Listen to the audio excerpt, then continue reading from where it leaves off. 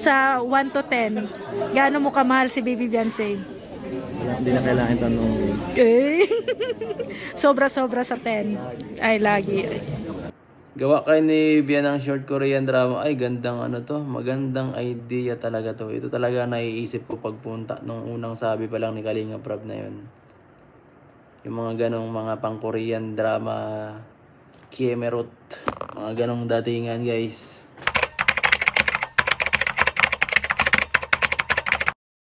So yun na guys, good morning, good afternoon, and good evening po muli. Ito muli syempre ang inyong lingkod, Batang LU, nagbabalik na naman para sa isa na namang reaction video na ating gagawin. And hindi pa rin tayo tapos guys sa birthday celebration ni Papa Eds dahil marami pa rin naglalabasan guys na mga interview sa kanya po na kung saan ay may mga katanungan na kagaya ng kung kailan daw siya mag-aasawa at sino ang pakakasalan at ano yung quality ng isang babae na gusto niyang pakasalan. So yan lahat naman ay nasagot ni Papa Eds guys na hindi man lang siya nagdalawang isip na sagutin lahat ng mga katanungan na yan. Bago tayo tumuloy syempre doon sa ating pinaka-main topic na ating nakasama dito sa ating thumbnail na gagawa. Si Kalingap Edo gustong gumawa or naisip niyang gumawa ng short film pagdating nila sa Korea at mukhang excited na nga guys. And as we all know na si Papa Eds talagang parang ina-idolize din niya yung mga Korean kasi kahit sa kanyang mga pagkilos ay parang Koreano din ang kanyang style. So yan po ang ating bibigyan ng reaction sa ngayon. And of course, bago tayo tumuloy, wag natin kalimutang suportahan palagi ang buong Team Kalingap. Sa panguna po yan ni Kuya Val Santos Matubang, Ate Eda Vlogs, and of course si Kalingap Prab. And bago tayo dumiretso guys, wag kalimutan mag-thumbs up. So let's go! Cause I don't give a fuck what you say. Ayan, Papa Eds, happy birthday, Papa Eds. Anong birthday wish mo, Papa Eds? Birthday wish ko, sana ay mas maging tahimik na mabawasan ng kaguluhan sa Kalingap. Hindi ka naman sinabi maging boring din pag walang gulo ay. Oo. Masaya baga. Mabawasan na lang konti. Mabawasan lang. Masyado na maingay ay. At Tama. Napaka-boring nga naman guys kapag walang mga issues, Kumbaga parang sa isang pelikula walang kontrabida. Talagang hindi talaga magiging isang pelikula yon pagka walang kontrabida, And shout out po sa ating hinaraman na video na walang iba kundi si Ria Olarte. So yan, tuloy po natin guys. sa nakakasiya na siyempre nasamahan nito ng mga iba-ibang kwento. Sana mas maging matahimik. Yun nga, para sa ikababuti ng atin. And syempre, Papa Eds, birthday mo ngayon. Anong pakiramdam mo? Makakarating ba si Beyonce? Ako alam, siya lang ang makaka-decide yan kung kung dadating siya, mas ma-appreciated kasi siyempre, mas mahalaga nga. Pero yung kutob mo? Maintindihan ko kung may gagawin siya, may ibang gawain o may ibang dahilan. Malungkot yung mukha mo.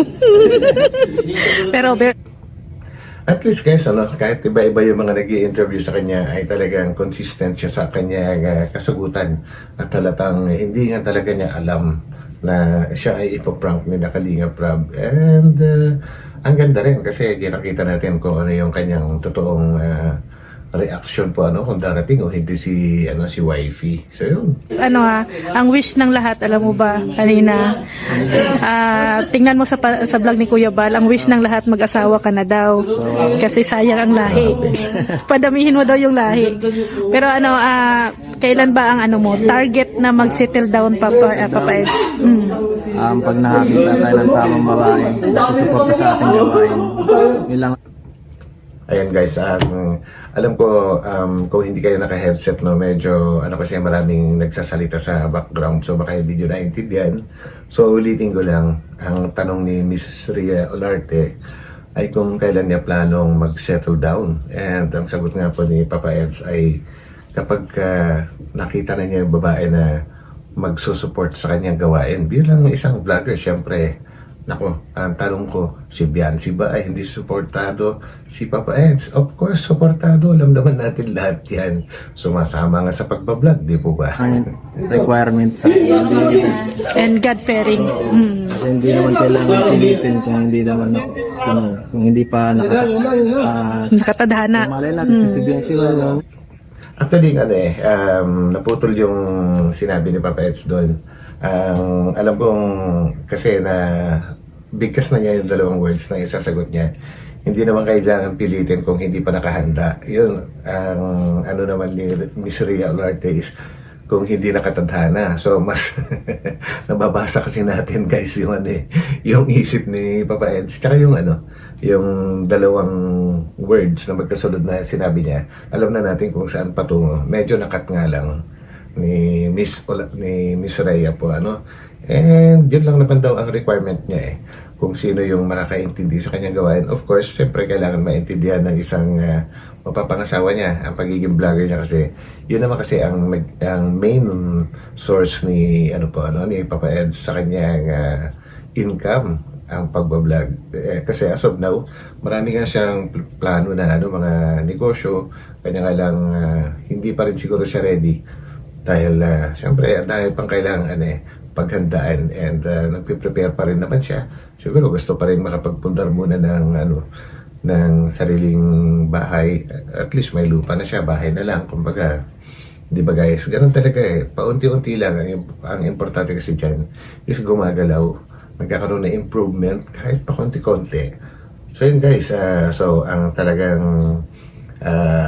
pag-intindi ko sa sagot ni Papa Eds doon is huwag pilitin kapag hindi pa handa. And of course, hindi naman kailangan talagang pilitin si Biancy dahil alam naman ni Papa Eds na nag-aaral pa ito. And nasabi naman niya before na willing naman siyang maghintay. Konting panahon na lang. Nakaumpisa na nga yung paghihintay niya Bakit di pa tuloy-tuloy, di ba guys?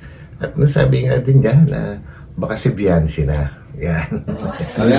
Basta in a perfect time. Tiwala lang. Pero Tama. sa 1 to 10, gaano mo kamahal si Baby Biancy? Yun. Hindi na kailangan tanongin. Okay. Sobra-sobra sa 10. Ay, lagi. Yan. Thank you. Grabe. Yun, napakaganda ng guys, napakaganda ng sagot ni Papa Eds doon kung gaano daw niya kamahal si Biancy. Hindi na kailangan tanungin dahil palagi niyang mahal. Kumbaga, walang nagbabago. Hindi na kailangan i-rate pa yan kasi hindi na naaalis sa kanya. And guys, seryoso naman siyang kausap, di ba? So, ako naniniwala sa kanyang mga sinasabi guys kasi consistent naman siya kahit sino yung kausap niya is gano'n ang kanyang kasagutan. So yun, grabe. And dyan guys, papunta naman po tayo dun sa ating pinaka main topic na kung saan ay nabanggit nga niya na excited na rin siya sa pagpunta ng Korea. And before that, syempre, mag-Hong Kong po muna sila. So yun. Papa Eds, happy birthday. God bless sa'yo ha. Nayak si Dr. Love sa Heart to Heart to kay nako naman. Nyari. Ikaw daw sunod, sabi ni Kuya Bal. Sige. Yan na nga pala guys, may bagong programa ngayon si Kuya Bal po, yung Heart to Heart Talk. One-on-one talaga ito na interview. At ang una nga na-interview niya kagabi ay si Dr. Love. And yan guys, panoorin nyo kasi kung napakaganda po kasi talagang heart to heart. Well, yung mga yung mga gustong malaman kung anong kwento ng buhay ni Dr. Love. Panoorin niyo po yung vlog ni Kuya Bal at ang plano ko na isunod is si Papa Eds ang kakausapin ni Kuya Bal. Kaya lang paalis na nga po sila, di ba? Parang bukas na yata yung flight po nila papuntang Hong Kong. Anong petsa na ba ngayon? Kundi ngayon, kundi bukas, baka sa isang araw guys. So, tuloy po natin. Sige lang. Pero sana pagka uwi na namin kasi alanganin ngayon. Mapunta pa kami. O kaya sa Hong Kong na lang ako heart to heart talk ni Kuya Val. Yo, Sa Hong Kong na lang mas para maganda maganda. pa. Sa Hong Kong na lang. Ang Sa ganda Disneyland. Dun. The best dun guys. Grabe. Heart to heart talk talaga. Nakakaiyak buhay ni Dr. Love. Ayun lang. Kakayak talaga. At least si Dr. Love guys, naging honest siya sa mga Salamat po sa katanungan, lahat ng mga kasagutan.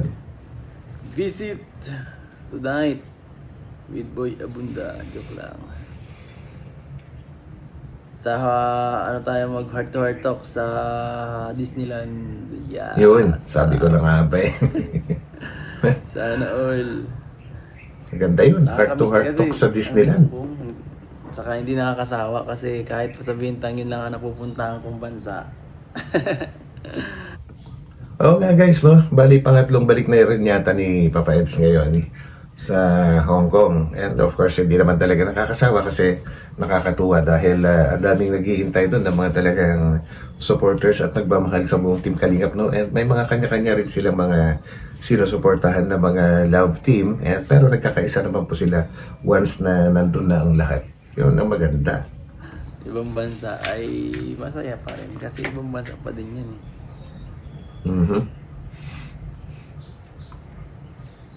Ano pa? Sa susunod naman, sana makapunta naman tayo sa ibang lugar. Yan. Soon. Ma'am Helen, hope to see you ulit here in Hong Kong. Repulse Bay daw ang meet and greet ang Team Kalingap. Hindi ko saan yan. Sana maganda dyan. So guys, so meron din nabanggit pala si Kalinga Prab na nagkaroon na parang scam doon sa kanilang titirhan na transient. And I hope na naging maayos na ang lahat. And syempre, siguro hindi naman sila pababayaan ng mga supporters na contact dyan sa Hong Kong. Sana ay maging maayos na ang lahat para magiging masaya ang meet and greet. Yun. Sa hanggang airport lang daw si Dr. Love. Wala ako transient. Ay, yun lang. Sayang, hindi Kawawa. nakasama si Dr. Love. May upcoming Korea ka na. Ay, yung ano. Yun. Ako sa Korea, guys. Solid. Anyo kasi yung mag-aaral na ulit ako magpaparanood na agad ako, guys, ng mga Korean drama. Excited. Mag-aaral Talagang na pinaghahandaan. mag-Korea. Korea.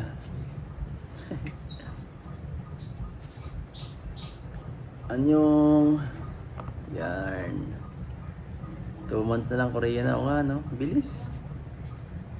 Grabe guys, si Papa Eds. Talagang sunod-sunod din yung labas niya ngayon sa ng bansa. In demand. Mag-aaral tayo ng Hangul. Yan, tama. Hangul.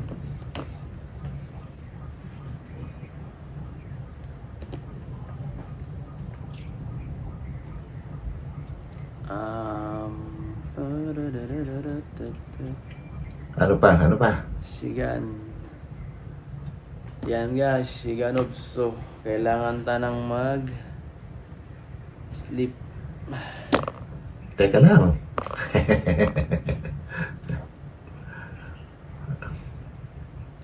Mapon, try to get visa eds. Punta kayo dito USA. Sana po, Ninang, sana makapunta ka. Dr. Love Kalingap. Sa Korea na lang ako, Lods. Ha, sige. Sige po, guys. Gawa kayo ni Bian ng short Korean drama. Ay, gandang magandang idea talaga to. Ito talaga naiisip ko pagpunta nung unang sabi pa lang ni Kalinga Prab na yun. So yun at yun na. Nasabi na ni Papa Eds guys na nung una pa lang na nabanggit na papunta silang Korea ang EDSI ang isasama ng Velvet Box sa Korea ay naisip na kaagad ni Papa Eds na gumawa ng short film. Siyempre, grabe, maganda yun. And ang dami rin kasi nagsasuggest, ang dami may gusto. Kasi si Papa Eds parang idolo din niya yung mga Korean na drama artist, kaya mga kilos niya parang ganun-ganun din ang ginagaya niya. Yung mga ganong mga pang Korean drama, Kiemerut, mga ganong datingan, guys. Idol. Mga ganon ang estilo natin pag Ayun. Yun ang estilo niya. Hindi ko natutunan niya mga ganyan the moves ay. Nako. Good night, guys. Talaga. Abangan nyo ang ating pagpa-Hong Kong Abangan nyo guys. So yun, guys, grabe ano. And of course, no, may nabanggit din si Ma'am Imelda Ganier na try nila Papa Eds kumuha ng US visa para makarating sila doon sa Hawaii. Pwede yun. Pwede. Siguro after nilang mag-Korea, ayan, iba-ibang bansa na yung tatak ng passport. And of course, mas matibay pag sa Korea. Kasi merong visa doon po ano, kasi sa Hong Kong, ano lang naman yan eh. Parang namasyal ka lang na walang visa.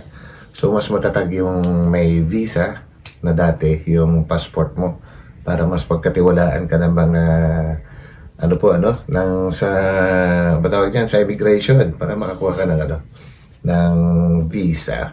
And yun, nakakatuwa lang pag napunta kayo ng Hawaii. Nako, one time kasi ako diyan stop over. Papunta ako ng LA guys. Siyempre work yun. Stop over kami ng Honolulu. And akala ko sa Ilocos kami napunta eh. Paglapag na aeroplano sa airport pa lang, akala mo nasa Ilocos ka kasi ang daming mga crew, airport crew doon sa Honolulu guys na Ilocano. At gano'n maririnig mo doon. Sabi nga nila, extension daw ng Ilocos ang Hawaii kasi karamihan sa mga Pinoy na nakatira doon at sila yung isa sa mga nauna na marami ay mga Ilocano. Ewan ko kung anong kwento bakit naging gano'n. So yun guys, hanggang dito na lang ulit and maraming salamat po sa matyagaan nyo na palaging pagsubaybay sa ating mga vlogs. So yan po guys, so hanggang dito na lang and maraming salamat at huwag kalimutan mag-thumbs up and magkita-kita po tayo ulit sa aking susunod na upload. So God bless po sa lahat and ingat po. Bye-bye.